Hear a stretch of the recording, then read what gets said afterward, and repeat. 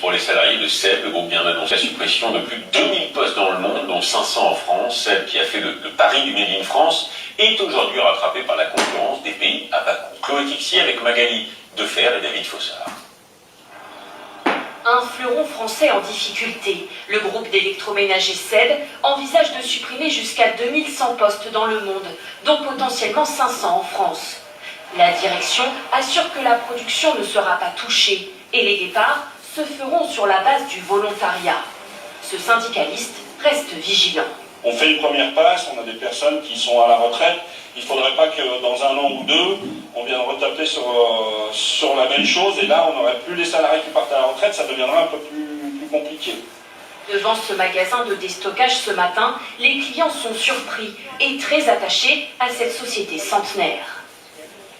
On a toujours été habitué à acheter ces marques, parce que c'est français, déjà un.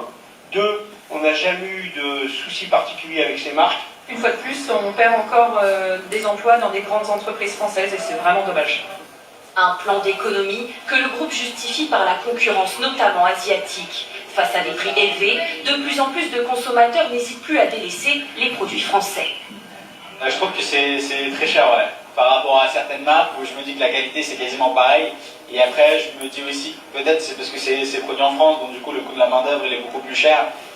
Des prix hyper compétitifs, car les entreprises asiatiques sont prêtes à tout, même à vendre à perte, pour conquérir le marché européen. On voit bien que les innovations, elles viennent quand même des industriels européens. Je vous parle du air fryer, qui est vraiment l'exemple du petit électroménager qui cartonne.